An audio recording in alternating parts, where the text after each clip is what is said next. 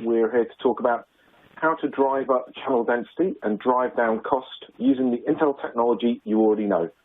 My name is Shreek Rivadera with Artisan, and I'll be your moderator for today.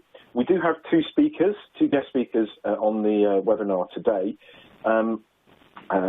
One slight change I have to inform you about. Unfortunately, the Artisan speaker, Lindsay Miller, has lost her voice, genuinely lost her voice, isn't scared, so we have an excellent substitute, a gentleman by the name of Jim Darroch, who is head of Artisan's software product marketing. Our other speaker is Rick Dunphy, who's a senior software architect in Intel's data center group. He's focused on video, media, and graphic solutions around cloud and communications markets. So, what's changing in the video network? Well, the biggest change agent in the video network today really is the consumer.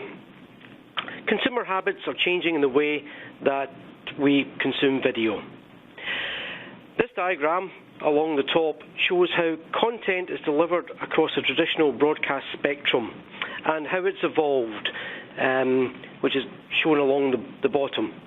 The majority of video content is still over traditional broadcast networks, but growth in that sector has been flat. Now, we talked about consumers changing. It's especially important to see how much broadcasters are changing. Major broadcasters such as ESPN, CBS, and HBO in the US have all announced plans to provide services over the OTT network in 2015, bypassing traditional cable networks by not requiring a subscription to a fixed location. Over-the-top pay TV revenue is forecast by Infinetics to grow from $5.8 billion in 2014 to just over $10 billion in 2018.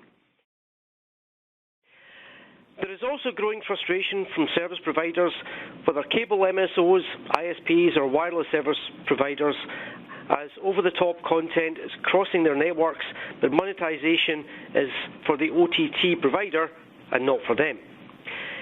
In some markets where net neutrality is not an obstacle, service providers are able to charge OTT providers for enhanced quality of experience for premium video. In other markets, like in Europe, where ARPUs are very low, competition is high and service providers are trying to retain customers. Service providers are leveraging third-party content through their own services, for example, giving away Spotify or certain sports channels free. Here we have the first of a few poll questions that we have within our presentation today. And the question is, how soon do you plan to deploy enhanced video services in your infrastructure?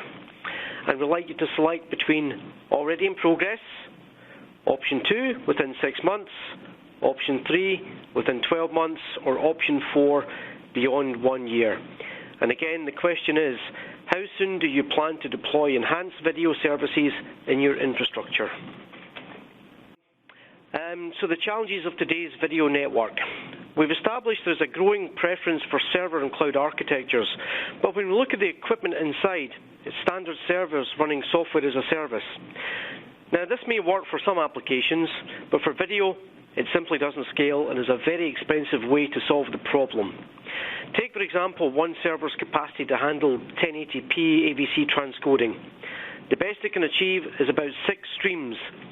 So reaching 1,000 HD streams means more than 150 servers. In the white paper, released in IBC back in September, and in the course of this presentation, Rick and I will explain an alternative method which uses the same Intel servers found in the vast majority of the cloud with enhanced GPU capabilities provided by Artisan Sharp Streamer technology to deliver 198 streams on a single server, increasing density by a factor of more than 3 times.